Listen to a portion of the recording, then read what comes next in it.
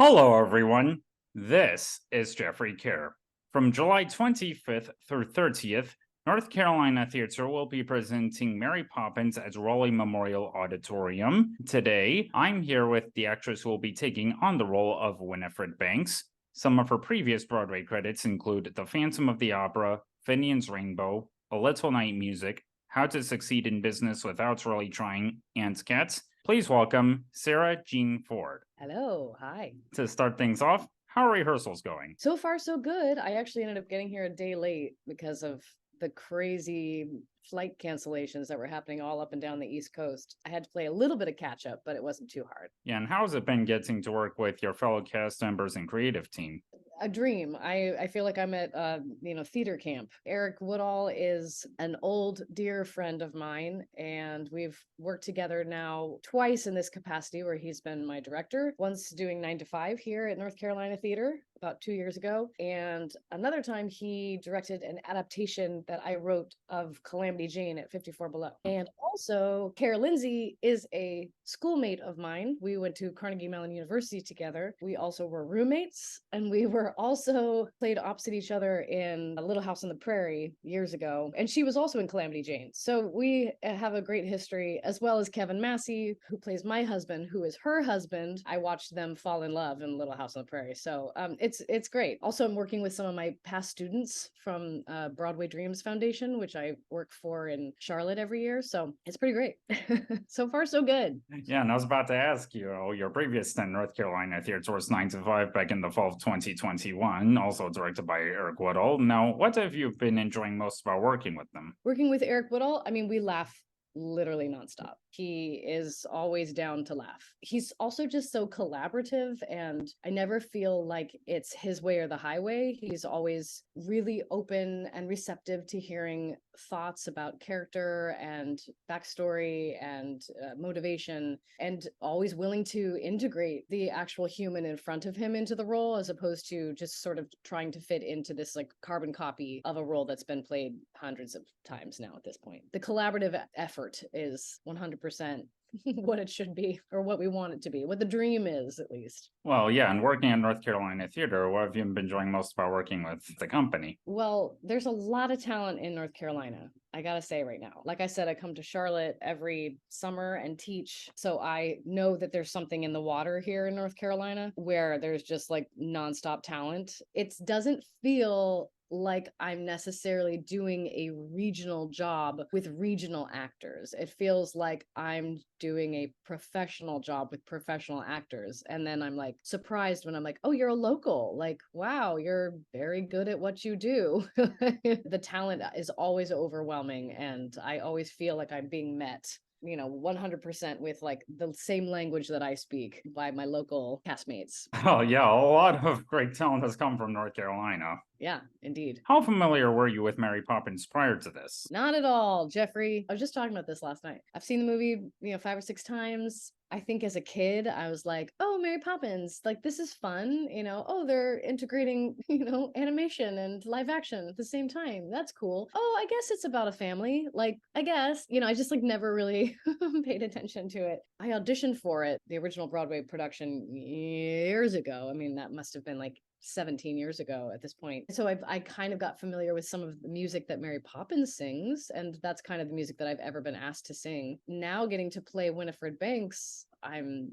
just so grateful that they wrote just a grounded woman, a grounded, former ingenue. That's kind of what I've been thinking of her as. She was once an ingenue, really in real life too. She was an actress, and now she's a mother, and I 100% get that. So yeah, it's been kind of fun to like get to know this new adaptation of it. It's slightly darker, but that's only because it infuses a lot of truth and honesty about the family unit. And it's a different Disney show than I've ever seen, because it doesn't just live on the surface. It goes a little deeper, which I really appreciate. Yeah, I was about to ask, for audiences who've been long familiar with the 1964 Walt Disney classic, what can they expect from this stage adaptation? And you've kind of alluded to that already. Yeah, I think they can definitely expect like all of the joy and and I don't know, like this is, for lack of a better word, the effervescence that is Mary Poppins. Also, Carol Lindsay is just such a dream playing this role, and like a word for her would just be like delightful. She's just a delightful human, and it comes across in every way on stage. So you can definitely, expect to be lifted up in a really nice way, the way that you are when you see the movie. But I think you can also expect to be moved by this story of this family, and especially George Banks, who I would say is by and large the protagonist of this piece. He has a real character arc that we get to watch, and we get to watch a father of that time put his family first above finances and ambition, which is kind of a non-stop theme in this country, in this world. So yeah. Yeah, and I was also gonna ask you, would you mind telling us about how your character is portrayed in the stage version? And again, you've already alluded to that earlier. In the movie, she is very much at the forefront of women's suffragette, and she is, fighting for votes for women, while her husband George is semi-supportive of it. I think he's kind of like, oh, poppycock and whatever. He's just like, you do your thing. There's not really a connection between the two of them pretty much at all in the movie. In the play, there's a lot more of a connection between mother and father, and, well, a disconnect and then the eventual connection that they make. Spoiler. They wrote her to sort of be not necessarily on the forefront of women's suffragette, but even on the forefront of women's suffragette. So it's based a little bit earlier in the late 1800s, as opposed to like early 1900s. So it's almost as if she's just catching wind of like this idea that like a woman can be more than just a socialite, and a wife can be more than just a socialite and the runner of a household. That, maybe she can choose to stay home with her children. Maybe she can choose to go to work. As I said before, Mrs. Winifred Banks in the play production is a former actress. So perhaps George and her, met at the theater. And then he has sort of asked her to let go of all of her acting theatrical ways and, be the woman of the household. And she's sort of struggling with it at the beginning of the play. We get to watch that journey and see where she ends up and what she wants and how she gets it. And so many actresses have played Winifred Banks over the years. Among them are Glynis Johns in the 1964 Walt Disney film, Lindsay Hately in the original London cast, and the late Rebecca Luker in the original Broadway cast. How do you make it your own? I never saw it either in the West End or in New York. So I don't have anyone that I'm just thinking of, off the top of my head. Of course, Glynis Johns is like iconic just in her own way, but I just didn't even think to make her like Glynis Johns because Glynis is just her own person. How do I make it my own? I mean, I'm a mom. I am an actor. I am a woman who has definitely looked at my situation and been like, I want more. There's a lot I have in common with her, which is actually kind of rare, that I have so much like physically in common about her like physical life as opposed to just like her emotional life. So like physically, I completely understand sort of where she's at. I also think I'm a comedian like at heart. So, and I do sort of see like just a flair of comedy in her. And so I can't help but play for, some of the joy there that you can find with comedy. And I think also she's pitched a lot lower in my voice than I'm used to singing. I'm a very high soprano. So that kind of makes her like a little bit more like earthy and grounded in a way. So that's kind of fun to play with. And it's really just like all the different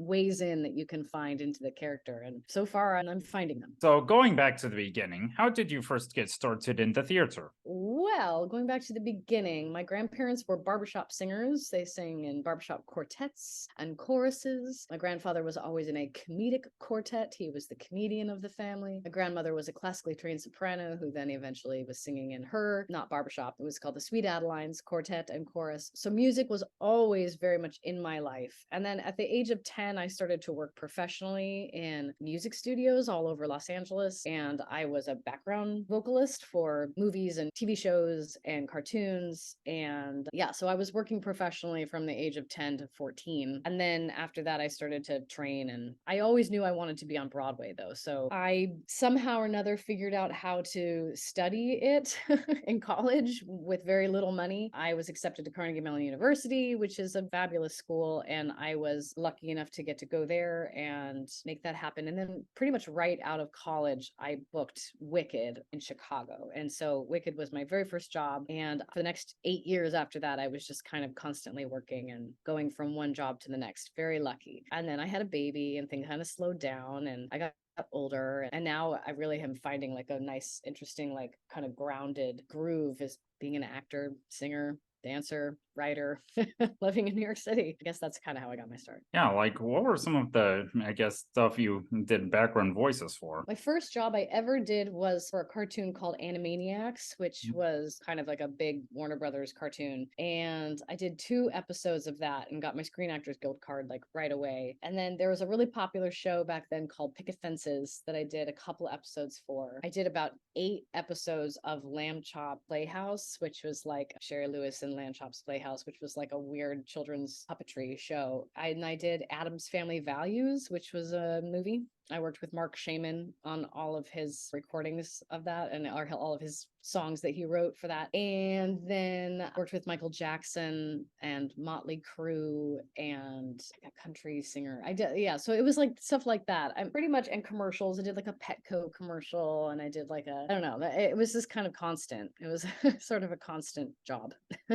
And among your Broadway credits, you've been in and out of Phantom of the Opera a few times over the years, and that musical recently ended its record-breaking 35-year-long run back in April. How do you look back at your time with that show? So fondly, really. I made my Broadway debut with Phantom in 2007, 8. And then I was able to go on to play Christine on tour. And then I left, and they were shocked that I left. And I was like, well, I'm not going to do this forever. I can't be on tour forever. I was so young. I was like 26 or something like that. So I think then I had done a couple other Broadway shows and a couple other things. And I ran into like the music director at the Equity Building. And I was like, hey, I'd love to come back into the show. I want to be Christine on Broadway. And he was like, I don't think they know that. And so I realized that by leaving the tour sort of willingly and not being kicked out of my contract, that they thought that maybe I didn't want to be a part of the production anymore because they're so used to people just staying in and then getting moved up and moved around. So I re-auditioned for the show in 2011, 2010 maybe. I went back in and played Christine for a little under 2 years on Broadway. And to be honest, like at the time, I don't think I didn't really appreciate what I had. And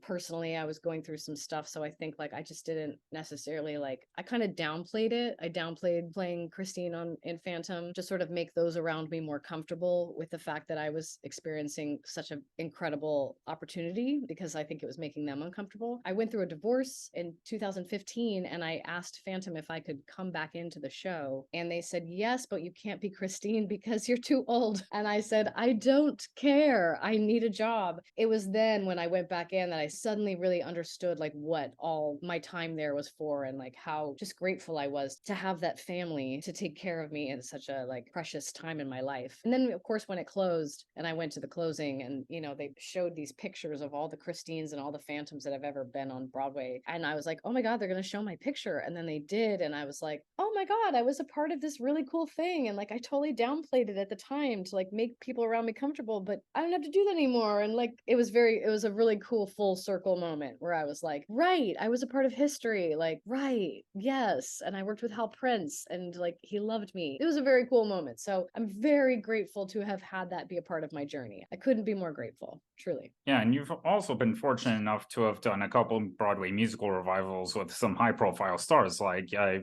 saw that you got to spend almost 2 months appearing in A Little Night Music with Bernadette Peters and Elaine Stritch. Yeah, I went in with them. So they had sort of put everybody on a leave of absence. They closed down the show for 3 weeks, and I was cast to come in and replace one of the Liebesleaders. There's only like 5 of them. So I was Mrs. Anderson, and it was me and Bernadette Peters and Elaine Stritch in the rehearsal room every day. And I just got to, when people say like, oh, if I could be a fly on the wall, I was truly a fly on the wall. And I was able to sit and watch them and watch how they worked together and separately. And I was also understudying Petra and Anne, and they sort of told me to concentrate on Petra. And then we went back into the theater. I had like 1 rehearsal for Petra. We never got even to my song, which is like the 11 o'clock number, The Miller's Son. And that was it. And then I left. I got Phantom of the Opera while I was in Little Night Music. So I was really only in it for like 3 months. 4 months later, when I was in Phantom of the Opera, I got a call while I was in jury duty. And they said they're having an emergency over at Little Night Music. Which part do you know? And I was like,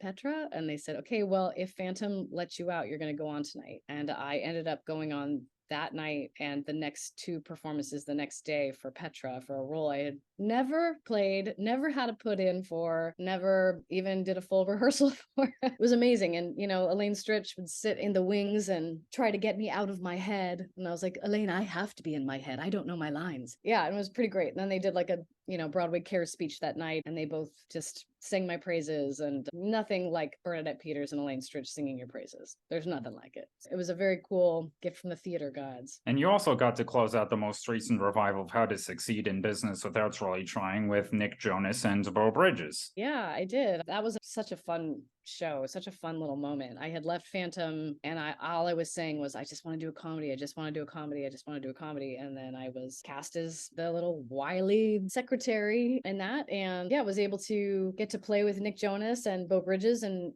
Michael Urie. And I used to scare Beau Bridges every day at one of his entrances. And one time I think I nearly gave him a heart attack, but it was very fun. We had a good time. And for those who'd like to have a career in the theater, where do you think would be a good place to start? Gosh, with yourself. I do think that, some people would say like to train, and yes, of course, I do think training is wonderful. And I think your community is really important, and finding a community is like just so important, because you just can't do it alone. But I think, looking at yourself and knowing who you are, and looking at all of those weird, disgusting parts of yourself that you don't want anybody to see, those are the things that make you unique and special and different and wonderful. And those are the things that will make you shine up on stage in any character. As I say to my students all the time, I think everybody can sing. I think everybody's a good singer. I really do. I think there's so many good singers out there, but not everybody knows themselves, and not everybody can bring themselves to the character and really, breathe life into a character without knowing themselves. So I think that's the most important thing, is like liking yourself. And before we go, do you have any other upcoming projects that you'd like to share with us? Oh, yeah. Last year I wrote and I starred in a web series called The Aging Ingenue, which was actually on BroadwayWorld.com. And I am doing a one night only concert of An Evening with the Aging Ingenue at Green Room 42 on September 22nd at 7 p.m. And it is actually not me doing it. It's her, my character that I created, Claire Cook. It's her cabaret. So come and watch Claire/me do An Evening with the Aging Ingenue. Sara, I thank you very much for devoting your time to this interview. It was great getting to talk to you. Thank you. Good talking to you too, Jeffrey. Thank you for all the questions. And for those who'd like to keep up with your career, where can people find you on the internet? Right. The old internet. You can find me on Instagram at Sweet Ford, SWEETFORD. And you can find me on my website, SaraJeanFord.com. And there you can find all of the stuff that I'm doing, as well as looking into me as a teacher if you're interested in that. Be sure to catch North Carolina Theater's production of Mary Poppins. It will be playing at Raleigh Memorial Auditorium from July 25th through 30th. You can find more information through a link in the episode notes. So thanks again for joining me today, Sara. This was great. Thank you.